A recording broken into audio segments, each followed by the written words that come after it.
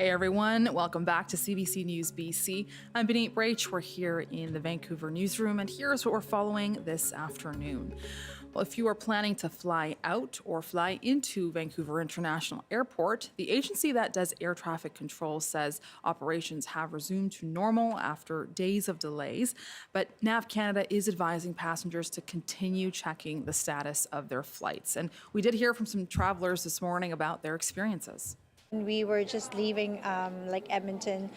They said that because of the traffic for the traffic patrol that they're not able to land in Vancouver. So we had to like wait in the plane for a good probably almost 45 minutes. Yeah, we'll probably have to like wait for the next ferry afterwards. So it'll probably turn into a longer delay at the ferry terminal. So, which won't be nice, but is what it is. Any delay is difficult because, you know, people often have connections. We're lucky this is the final destination, but I mean, it just becomes a domino effect. So on Wednesday, the agency said that it was facing personnel resource constraints. Dozens of flights were canceled or delayed yesterday, and the agency said earlier this year that there was a severe shortage of air traffic controllers who help manage 18 million square kilometers of Canadian airspace. Oh, that's a lot. And BC is on the way to change up the process for getting your full driver's license. So drivers could no longer have to take a second driving test to get rid of their N and get that full Class 5 license. So what's changing? Well, drivers would now have to get a restricted license for 12 months. If they pass that, they can get their Class 5 with full privileges. The province says the move improves safety by requiring more experience before a driver is eligible for their license, and that implementation is planned for early next year.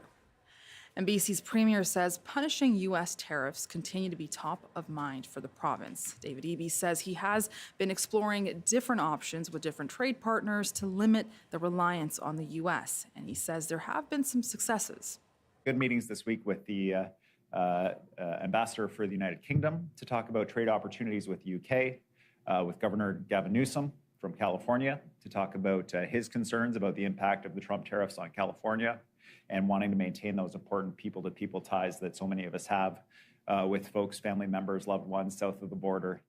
He says while he supports California's lawsuit to challenge President Trump's authority to impose those tariffs, Eby says he understands that many British Columbians will still be reluctant to travel to the U.S. And the federal leaders debate is also coming up at 4 p.m. in English today, where Trump's tariff threats could be a key issue to discuss. And Vancouver's Union Gospel Mission is busy prepping a lot of meals for this weekend. More than 2,000 are expected to be served for the 35th annual Easter meal on Saturday. Its spokesperson says the meals nurture a sense of community for those in need. Major meals are an important time for connection in our community. Specifically with Easter, this is a time of hope. So community members can come, maybe connect to outreach workers, and start down the path of recovery that they want to journey on. Volunteers are prepping about 1,800 pounds of ham for the day, so lots of ham to go around there. Good vibes, that's it. And that's what we got for you so far. I'm Benit Brach. You're watching CBC News BC. Stay with us. BC Today is coming up next.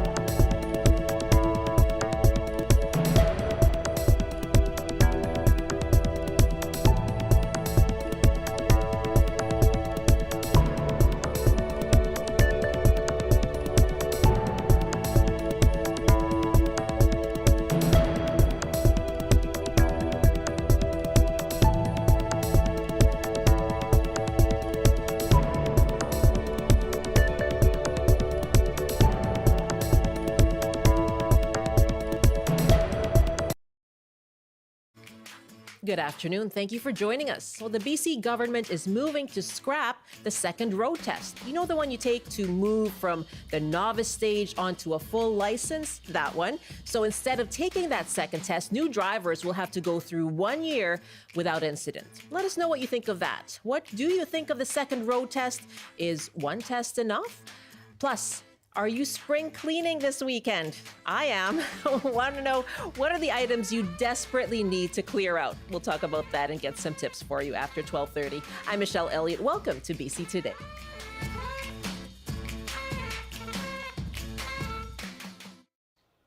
Well, the province is moving to ditch that second road test for new drivers as part of the graduated licensing program. Currently, learning drivers need to pass a first road test to be able to drive on their own with a Class 7 license. That's when you get that N sticker on your vehicle. Now, that has limits, though. You're only allowed to have one passenger who's a non-family member. And to move on from that to a full Class 5 license, right now you need that second road test. But that is what this legislation aims to scrap. Premier David Eby said the move was about removing barriers, in particular for people in rural communities. We know that transit's not universally available in the province. We know it's profoundly challenging for people without a driver's license to get to a center in the province to do a driver's test. And so when the Ministry of Public Safety and ICBC looked at the data, looked at other provinces, they found that the exit test for the Class 5 license didn't add additional safety, but it did add an additional burden that some people just never moved on to a full Class 5 license. The data shows that experience driving is what reduces the risk of collision rather than an exit test.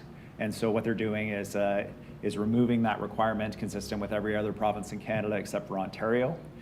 To make sure that we're making it possible for people to get their full driver's license. For so many people, and I'll know particularly Indigenous people from small communities, that whether or not you have a full Class 5 is the difference between whether or not you're able to access a job. And there are many resource jobs, particularly in rural communities, that depend on you being able to drive. And we want people to have access to those jobs without compromising road safety. That is BC Premier David Eby speaking this morning. Now, under the updated program, new drivers who are eligible to move on to that Class 5 license will need to go through a 12-month restriction period with a clean driving record before being able to graduate to a full license. Okay, what do you think of this move, removing the second road test for new drivers? How do you think it would affect the quality of drivers on BC's roads? And let us know what's been your experience with the graduated licensing program. Do you need that second test, or is one enough? Call us 1-800-825-5950. 604-669-3733. You can hit pound 690 on your cell phone too. And you can email us as well, bctoday@cbc.ca. And joining me to take your calls is Sean McDonald. He's a driving instructor at Atlas Driving School. Hi, Sean. Thanks for being with us. Oh, hi. How you doing? Thanks for having me. I am really well. What do you think of this change? Well, it's sudden, for starters. I mean, we've hardly gotten a chance ourselves to absorb everything just yet. Everything seems to be pretty preliminary. But I think, based on what the Premier said, getting rid of that second road test is going to be a huge help to a lot of people who live in rural communities, et cetera. And, I think road test-wise, in terms of getting a road test, it'll take a whole lot of pressure off of the system long-term. Right. And we've been hearing about a backlog with the road test program, with getting one scheduled. What have you observed? Well, somebody sent me, one of my students scheduled her road test yesterday and sent it to me. And it was for September the 2nd. Now, that's at the end of the summer already. Yeah. That's a way out there. So, now, big backups for road tests is not really a new thing. I mean, COVID really exacerbated that because there were the cancellations and stuff for a long time. But it's always been really difficult to get a road test. I mean, I remember even before COVID, I used to go stand outside ICBC at 4 o'clock in the morning just so I could hope to get one of my students in on a standby. And did that work? So backup road, sometimes it did. Yeah. Sometimes it did. I think sometimes the ICBC personnel would just feel sorry for me that I was out there at 4 in the morning and my students a road test just because they felt sorry for me sitting out there all morning long. And so since then, people are waiting months, as you say, till September. Why is that?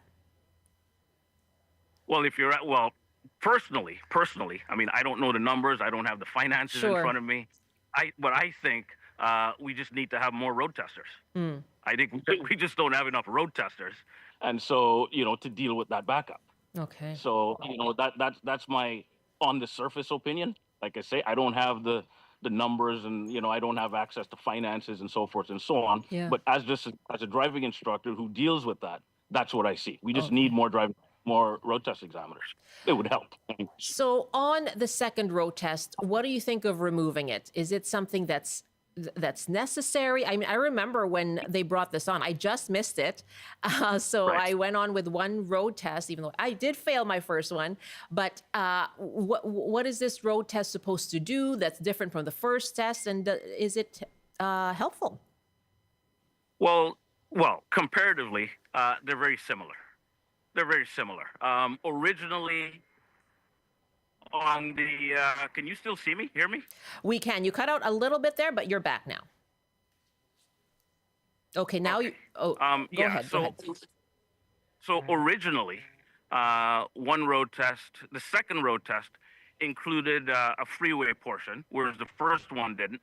And on the second one, when you did what's called a hazard perception, you did it with the vehicle on the move, whereas on the first one, you did it stationary, parked off to the side of the road. Okay. But in recent years, both road tests are pretty similar. There's not a major difference between them anymore. Do you think it's still needed? No, I don't. Really? No, I don't think so. Because, look, to be honest, again, I don't have access to the analytics. I don't have access to the numbers and so forth and so on. But just as a person who spends as much time as I do on the road and have since they introduced graduated licensing, I think it was August 1st of 1998, the quality of driver as a result of having 2 road tests hasn't improved. People still tailgate, they're still aggressive, and it's even worse now because the city has grown in 25 years. There are significantly more drivers on the road, and in addition to that, everybody on the road now has a cell phone. So the drivers are distracted, the pedestrians are distracted, the cyclists are distracted. So everybody in the driving environment is distracted, and I find that makes it just more dangerous in many ways, and the driving environment hasn't improved. Now, I can only give you that as my opinion, as somebody who spends as much time on the road as I do. That's fair. I don't have access to analytics, and I don't have access to the data and all of that. I'm just giving you the eye test and my daily experience. And I should say that we did request an interview with ICBC, and they weren't doing interviews on this today and referring to the minister. And as you heard, we have heard from David Eby this morning on it, and we are seeking statistics from them as well when it comes to the success rate, the failure rate, and what that does mean when it comes to road safety. Okay, and I appreciate that you're... Which is fair, because I think that completes the discussion. Yeah. So you're not just listening to me. It's not just a one-sided thing. I think everything should be considered, and I'm giving you just my experience. Yeah, appreciate it, Sean. Sean McDonald is my guest, driving instructor at Atlas Driving School. So we are taking your calls, and as I said, CBC did request an interview with ICBC. They're not doing interviews on this today. Asking you, though, what do you think of this move to take away, scrap the ditch, as if you're looking for puns, ditch that second road test, and asking you what you make of that. And in its stead, you're going to have to go through a year of a clean driving record. So go a year without incident as a new driver, and then you can move on automatically to the full license. And this would come into place next year. Taking your calls. What do you think of that? 1-800-825-5950, 604-669-3733. You can hit pound 690 on your cell phone. Amy is calling us from Golden. Hi, Amy. Welcome. Hi, thank you so much. Yeah, what do you think of this? I think it's absolutely wonderful. It's a long time coming. I feel anyways, I've had my N for over 10 years just because there was no real incentive for me to go and do that secondary test. So yeah, I think it's going to be a really nice change. Yeah. And over the 10 years, I imagine you've gained a lot of driving experience. Yeah, and I think that might hinder me if I go in for that test because, you know, you do get into certain habits while driving. But with that as well, I do have a 10-year clean record, so not many bad habits have been formed, I don't think. Uh-huh. Do you know a lot of people who, I was just talking to someone else who'd had their, and for a few years actually as well. Is that fairly common among your circle? I don't really think so. I think people were just really amped to just go out and get their full license and be able to have, you know, a crew of friends in their car and go driving around as much as possible. But I wasn't really one of those people. I didn't need more than my dog in my car, so I didn't really need to go and get that full license. Okay. Amy, thank you so much for the call. Thank you. You have a good day. You too. Jennifer is next in Sechelt. What do you think of removing the second road test, Jennifer? I think it's great. I don't feel that the second road test would really capture, you know, being a good driver or not. My twins literally just the other day got their N's. And so I think knowing that they're new drivers, I really feel it's a good idea to have pressure on them to be good drivers for the entire, I'm guessing it's 2 years at the end and then another year after that. So that's 3 years of having to be an excellent driver. And I think that builds good habits, which is really what we want to focus on, not just the test day. And, you know, we heard the Premier talk about rural communities and increasing access to full licenses for people in rural communities, given the, you know, bus service levels that are disparate across the province. So what do you make of that? I absolutely support it. It's very difficult to get in here in Sechelt, and we live north of Sechelt. There are no buses. I put on probably 80,000 kilometers on a car in 2 years just driving my kids back and forth. So it's a big lifestyle change for us as a family, and it opens up job opportunities for people. I think it's really, really important to facilitate getting their full Class 5 license. Jennifer, congrats to your twins. Thank you. Okay, that's Jennifer in Sechelt. And Scott writes from Burnaby, I support ICBC's move to base testing on driver records, but we should go further. Let's replace the current system with regular testing, once every 10 years until age 60, every 5 years until 70, and annually after that. Let's put that to Sean. You said that the second test wasn't necessarily a gauge. Like, it hasn't improved the quality of driving on our roads. What do you think might? Well, I absolutely agree with the statement you just made before about the person who wrote that in. I have no problem if people were tested every 10 years up to 60 years old and every 5 years thereafter. Especially if they've had like a significant medical event or something like that. So, yep, I have no problem with that whatsoever. I wouldn't have a problem with that. Scott, thanks for the email. And Ben writes too, I have mixed feelings. I hear Premier Eby on the topics of road test accessibility and on equity. However, I witness so much awful driving behavior that I wonder how the province will compensate for reducing driver evaluation. Traffic enforcement seems non-existent anymore. So I sure hope for an increase in policing to encourage a better driving culture in BC. That's from Ben in Victoria. Ben, thanks so much. And let's take another call from Vancouver now. RJ's on the line. Hi, RJ. What do you make of removing the second test? Is one enough? I'm absolutely delighted at them removing another test. I've been kind of juggling the thought of going through the whole process from L to N. And I haven't been doing that because of the testing. I kind of have like test anxiety. So it's been deterring me for a very long time, like more than a decade. Wow. I used to have my L. I had my L twice. It expired. I think I took the N test once a really long time ago. It didn't really go well. But I think that experience definitely trumps just taking a test, and showing that you're able to be a safe driver is a great way to go. So I applaud getting rid of the second test. Is this something that would draw you to try again? Oh, I'm absolutely going to try again. Oh, Like wow. I had heard about it. I now have the L knowledge book sitting at home waiting for me to read through it just from recently after hearing about this. And I am like a lot more motivated now knowing that I don't have to be tested a second time. Okay, RJ, thank you very much for your call. Also in Vancouver, Sam is on the line now. Hi, Sam. Your thoughts on removing the second Hi. road test? You know, I had just a little observation of the format of your show today. I haven't heard you folks say what is the purpose of the first test and what is the purpose of the second test. Nowhere did I, I'm getting old, so maybe I didn't hear it, but I didn't hear it, and it seems that's fundamental to the discussion.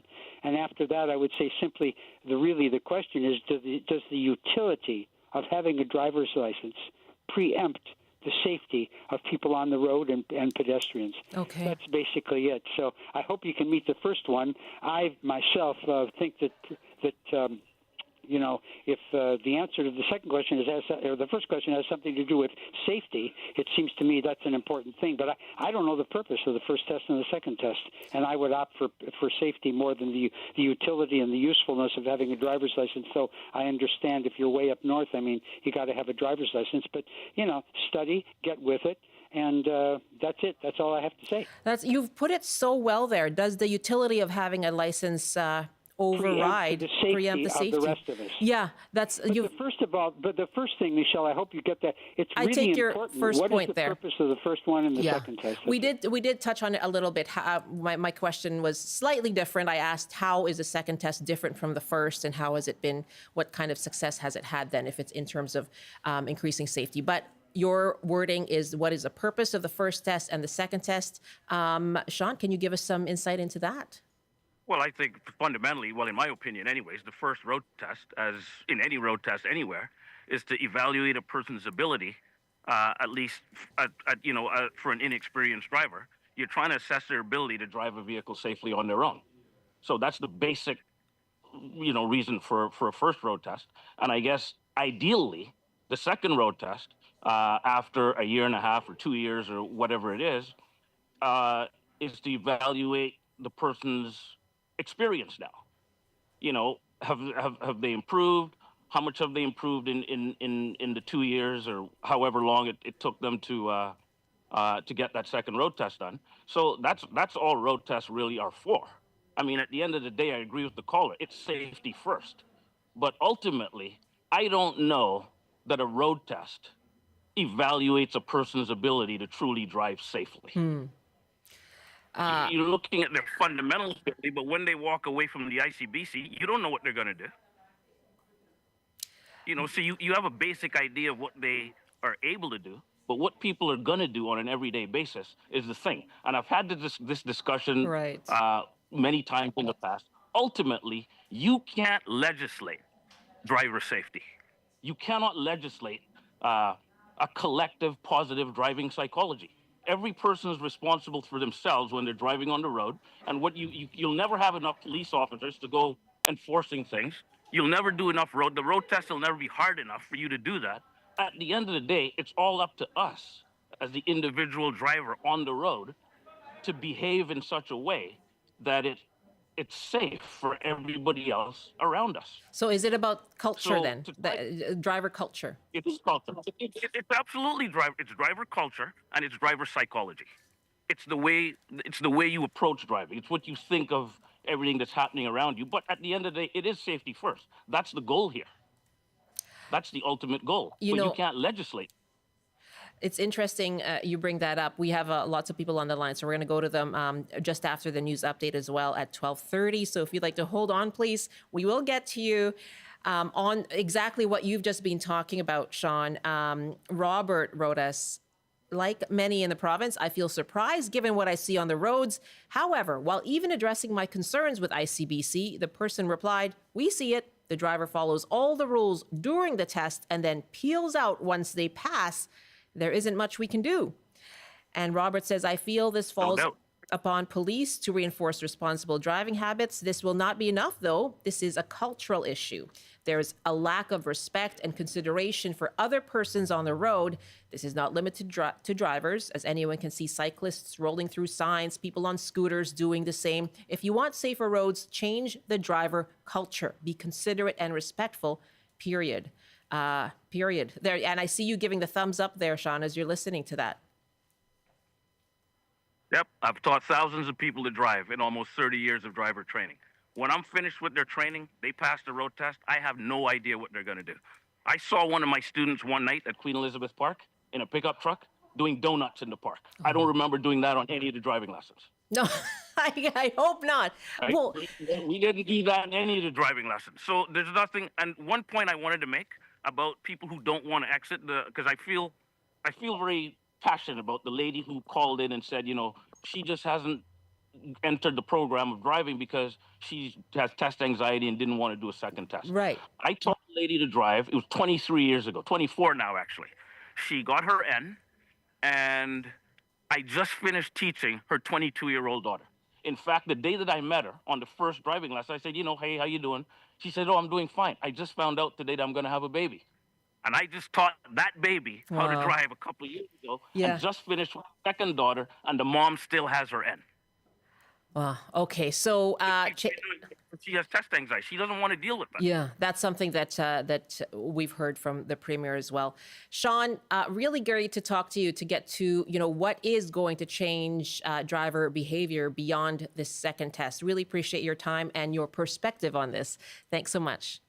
Great, thanks for having me. Have a good day. Sean McDonald, driving instructor with Atlas Driving School.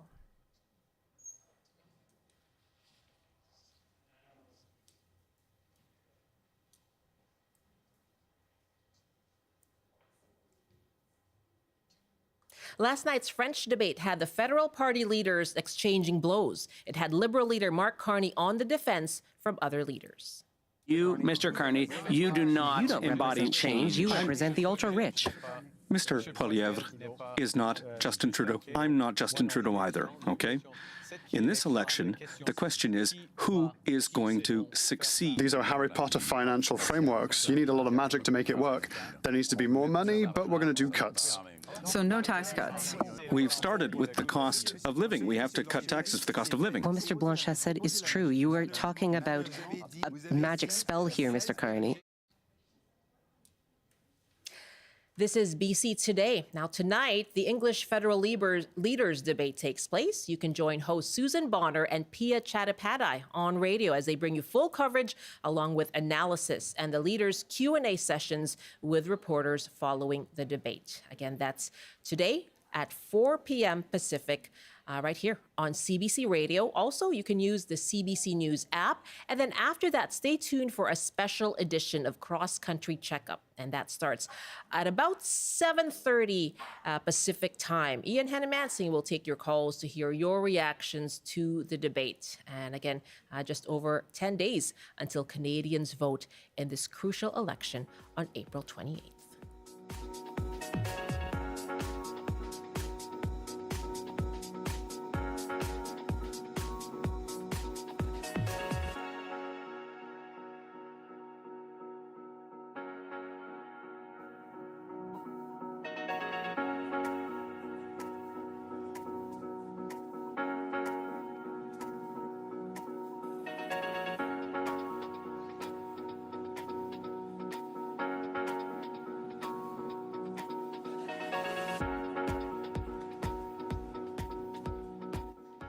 This is BC Today here on CBC. We are on Radio 1, CBC Television, live streaming as well. And we are taking your calls on the province moving to scrap the second road test for new drivers. It's introduced legislation to change the graduated licensing program. And under that new change slated for next year, you would get a 12-month restricted license during which you would have you would accumulate on-road experience, and you'd have to prove a clean driving record, and then be automatically moved to a full license. So we're taking your calls on that second road test. Do you think it's needed? What's been your experience?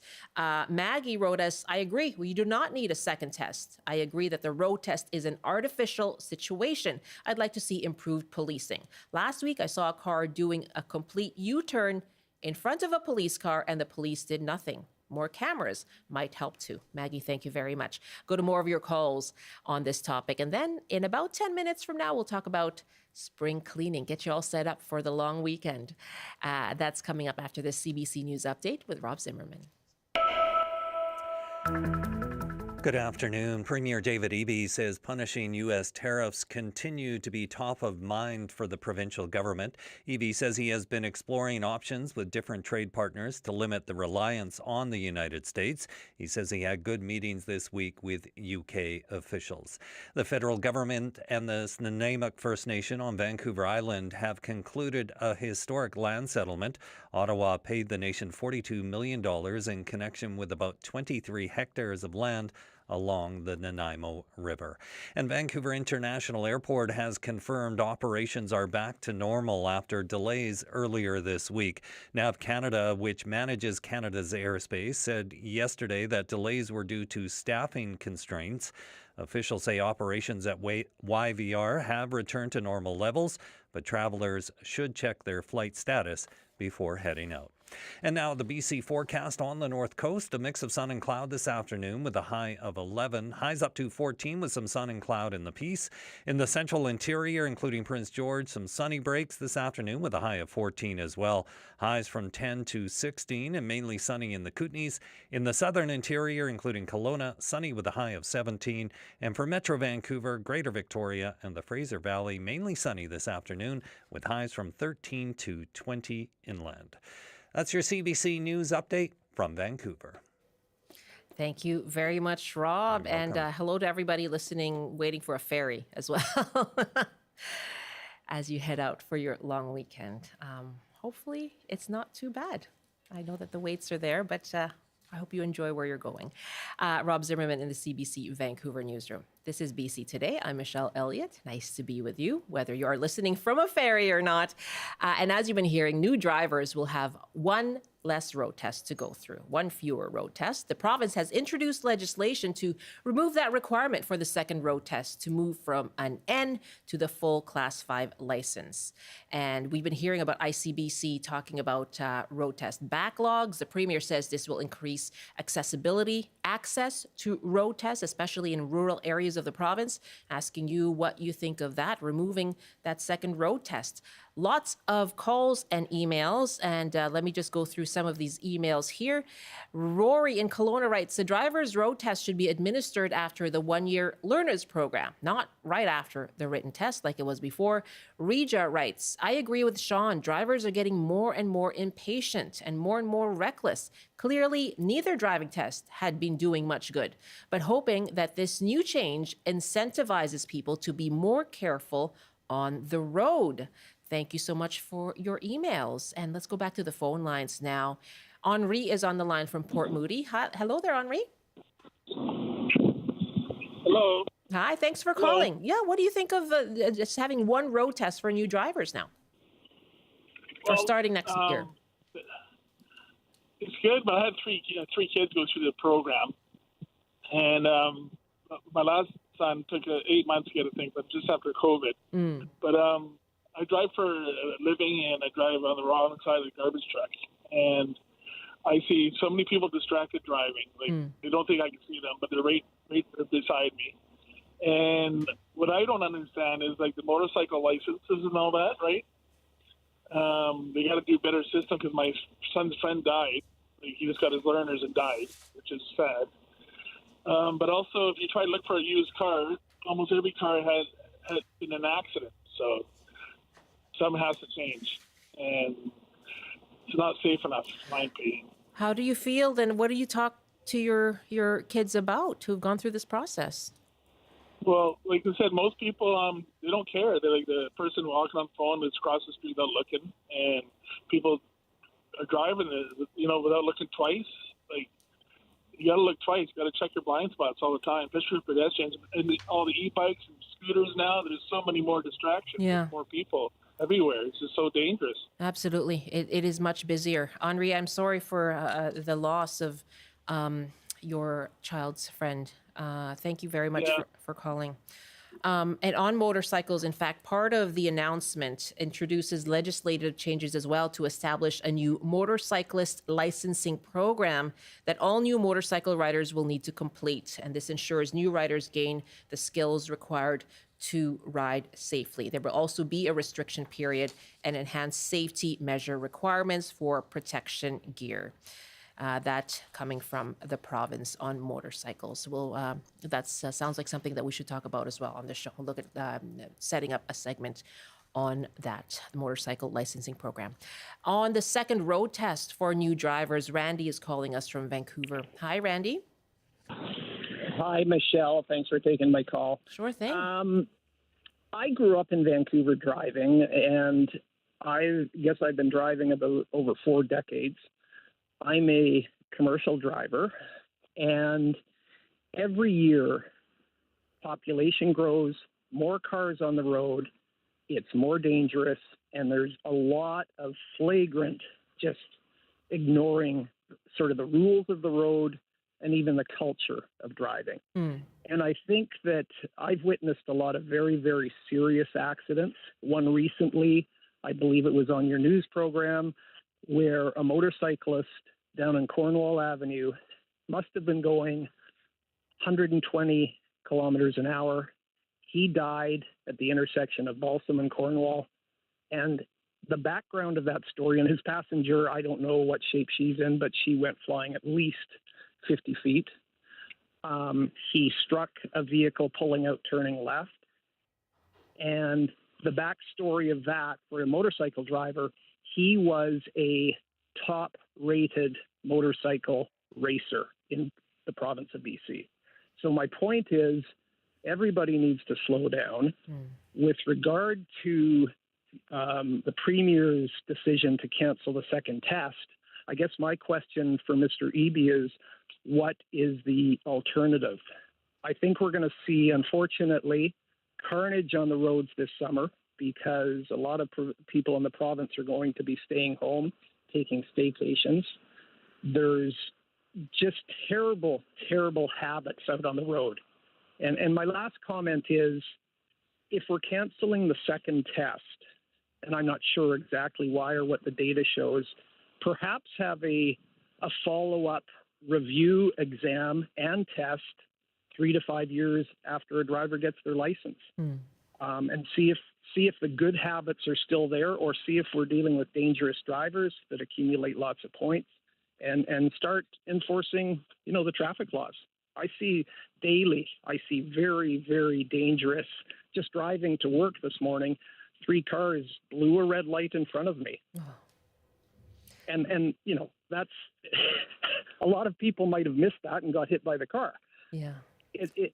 I just don't understand the decision. If anything, let's educate people more. And I guess the comment that you made, that one of the reasons for Mr. Eby's decision was equity and accessibility, and I don't buy that whatsoever. I think it's a right to drive and a responsibility to drive.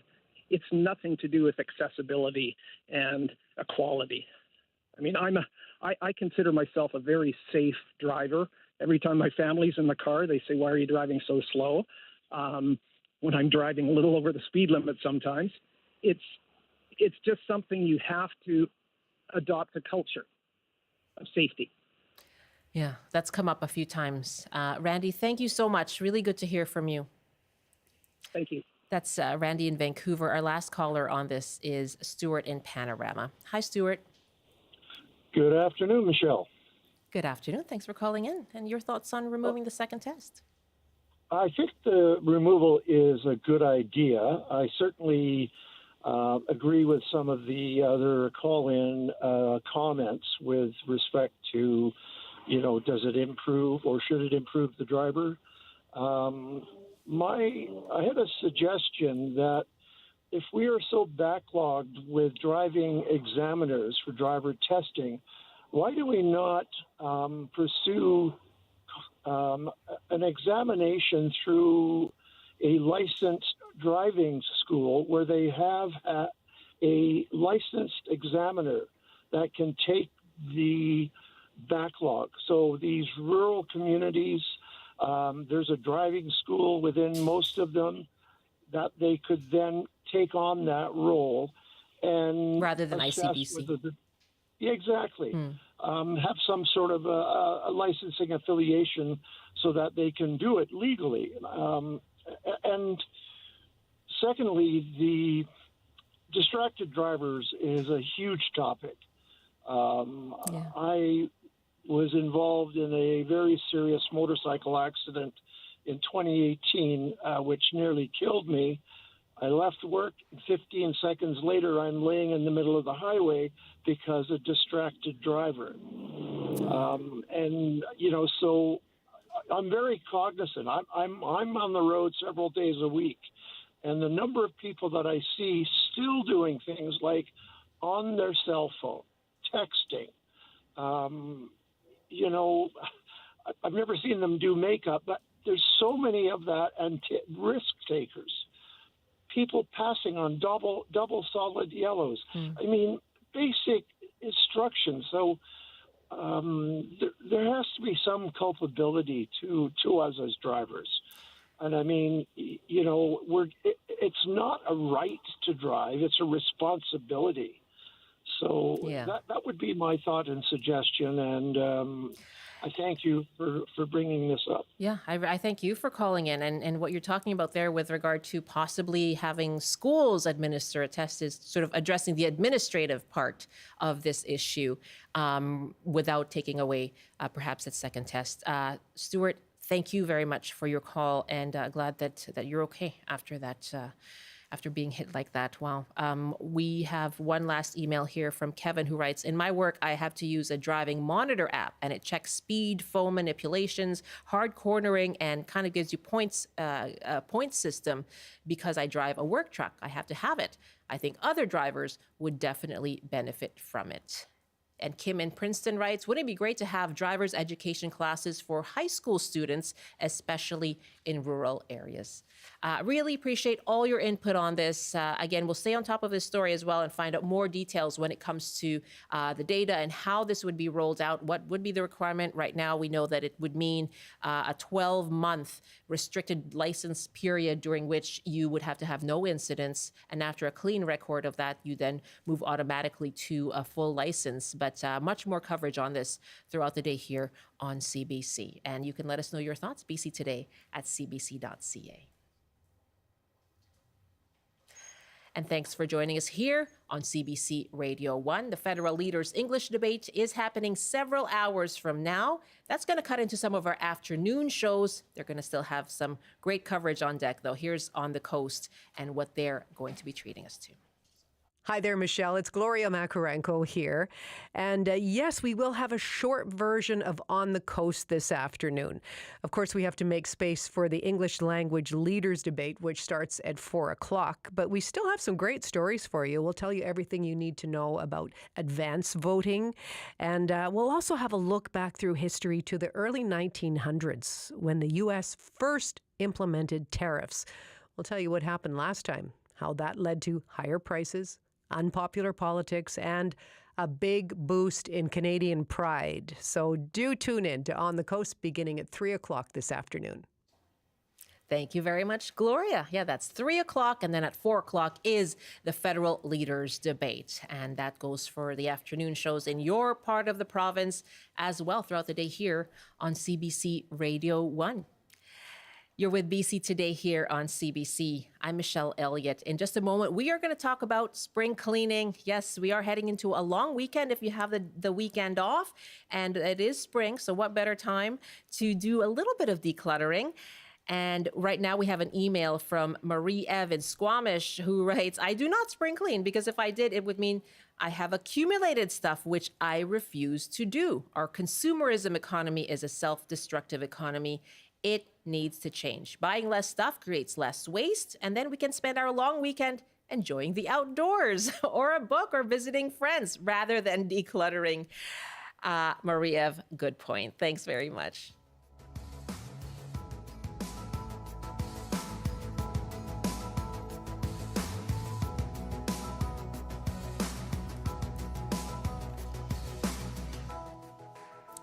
Trying to clear the clutter here on my desk. It's paper that I need for the show. Okay, let's clear that up now. Fair to say that the world outside our home is pretty chaotic right now. What about inside our homes? Can we keep that peaceful and calm? Well, we can start by keeping it tidy and organized. And of course, if it needs a little spring cleaning, why not start now? And here to talk about spring cleaning with some tips is Linda Chu, professional organizer with Out of Chaos Professional Organizing Solutions. We're taking your calls to how do you tackle spring cleaning? And what are the items you desperately need to clear out in your home? How do you avoid things piling up? There's that too. So give us a call, 1-800-825-5950, 604-669-3733. You can hit pound 690 on your cell phone. You can also email bctoday@cbc.ca. And it's my pleasure to welcome Linda Chu back to the show. Hello. Thanks, Michelle. Great to be back. It's great to see you. And I love the colors you're wearing. It reflects spring. Yes, absolutely. It's been so dark and gloomy. We did infuse some color into our lives. Yes, thank you for doing that. I'm not doing my part for color today. Well, tell us, it's springtime. People kind of do start to feel like I need to do some spring cleaning. Why do we do that? What difference is having a tidy, organized home make for our sense of well-being and how we feel? It's about sort of shedding all of these layers. I call it spring clearing. It's sort of a clear space, clear mind type of a concept. We're sort of feeling so heavy because it's dark and it's the winter, the doldrums. So with the sun out, you can't hide things anymore because the sunshine is finding those little crevices that we hide things in. So it's trying to sort of lighten our mindset, lighten our load, lighten the physical possessions that we have so that we can be alive and live again. It does make a difference. I had this one, it bugged me. It bothered me for a year at least. My daughter's desk in the corner, and it kind of things started piling up. If there was nowhere to put something, that's where it went, right? Mm-hmm. Papers, highlighters, pens, and then random socks, and then presents and cards. And finally, I tackled it. And every time I walk by now, I just go, you jump for joy. Yeah, like a little elation. And I think I can see the desk. I can see the white of the desk rather than stuff on it. What are those items that do tend to bother us, that pile up over the course of the dark days? These items are things that we often procrastinate on, things that aren't joyful, things that we just don't want to do and we avoid doing. So we have this mindset. We all do it. I do it as well. We have this mindset of, well, let's just put it there till later. And the thing with later is it never comes around again. There's always something that comes into the space to take it up. And as soon as you put it down, it's going to attract another item. And next thing you know, there's your clutter. Oh, boy. So spring cleaning, what are the first steps we can take? Yeah, so there's a 5-step process that I have people think about using the acronym CLEAR, C-L-E-A-R. So the first part is to really consolidate, to categorize like with like. You don't know what you have until you know what the volume is that you have. Then it's looking at what you have and then limiting. The L is for limiting, or the editing side of it. How much do you need? What is of value to you? What are you still using in your space, in your life today? And then looking at the E as sort of reevaluating. the why. Why are you doing this? Because you can leave it. That's okay. Right. It's your space. But if it's because you can't have friends over, or Easter's coming up and you want to have the dining room table clear to have family and friends over, you have to sort of clear and limit what you have. And then it's really about what you want to keep is where in your home, do you allocate?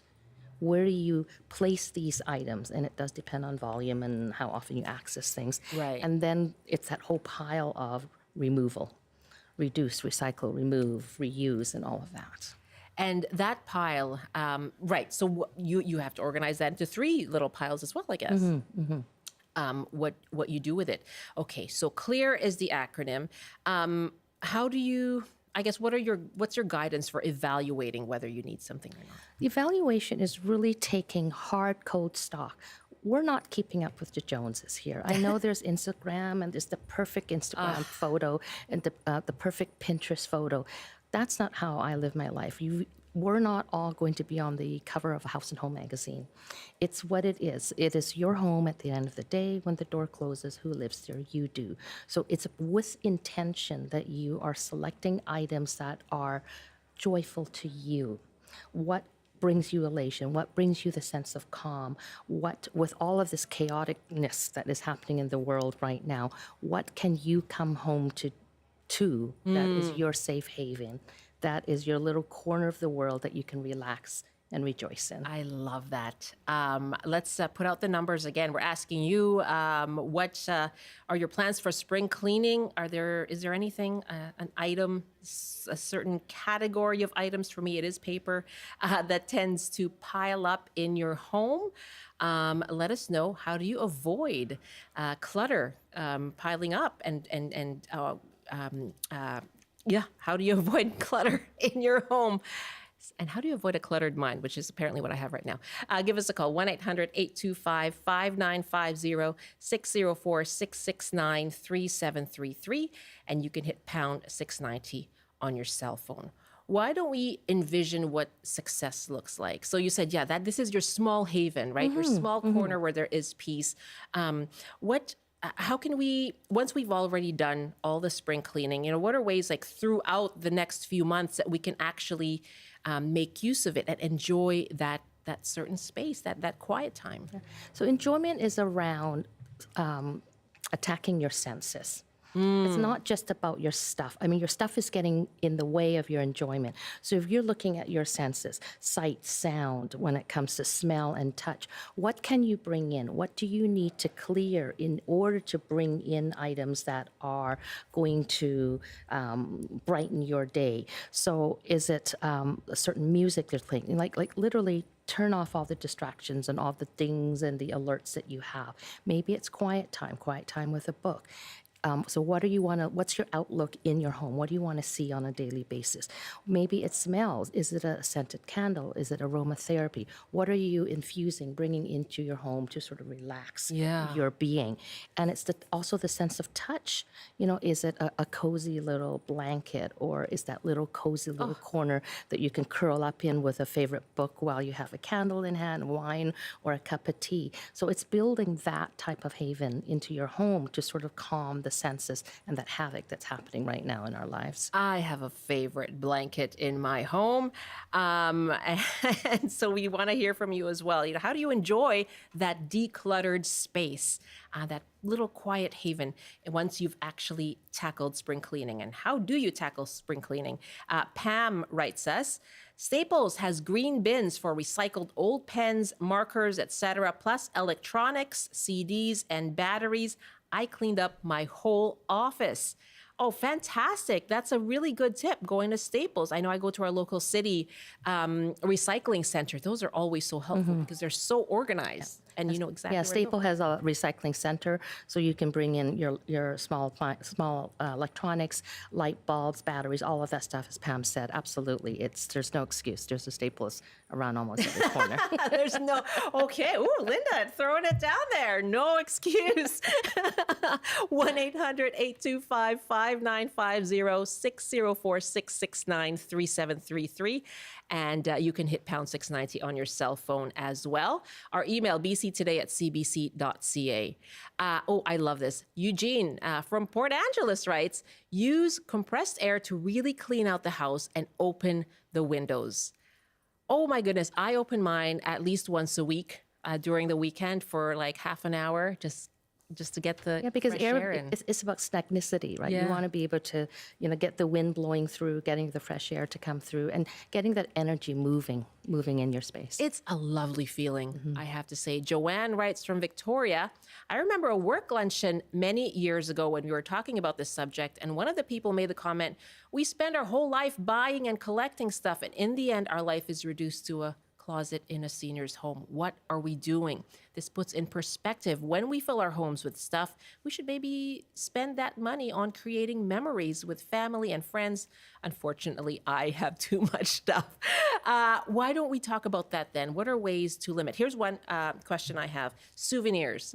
People who have just come back from spring break. We heard someone say, yeah, people are going to be going on staycations this summer, perhaps buying everything that says Ottawa on it, Ottawa Senators, gotta get it all. So how do we avoid trying to create memories by scooping up every souvenir we can find? Think about memories in terms of experiences. It is the experiences that are enjoyed. That's what you remember. It's that feeling. It is not the object. The object holds the experience because you remember where you got it, how you felt, and the joy of the search, as they say. So it's not the object in itself. So when Joanne mentioned earlier about a lot of people are in a downsizing, moving into smaller homes. Smaller home could be 3,000 square feet to 1,800, or from 1,800 to 600. It doesn't necessarily mean into assisted or care, but it can. So think about it this way. When you were first starting out, in your new home when you didn't have anything, the whole idea of a housewarming was that people were donating or giving you gifts to set up your home. So let's think about this in reverse. As we are aging, think about having a party, and let's call it a house cooling, so that you invite people over, all the items that you don't want designated on a table or in a room, and as you visit with people, when they leave, have them take something with them. I love that. Yeah, they may be reluctant, but just shove it in their hands as they go. But the stories would go with the items because you have the opportunity to share the memories and the stories that go with that item. Then they can take it out, and there's be more of a significance as opposed to what is this item. Look for the meaning. Okay, we have 30 seconds. Let's go through CLEAR again, our acronym for tackling spring cleaning. Yeah, so CLEAR, it's categorize, limit, then you evaluate, allocate, where, and then lastly, remove. CLEAR. Categorize, limit, evaluate, and then you allocate and decide how you're going to remove it. Happy spring cleaning. And Linda, always great to see you. Thank you so much. Thank you very much. Linda Chu, professional organizer with Out of Chaos Professional Organizing Solutions.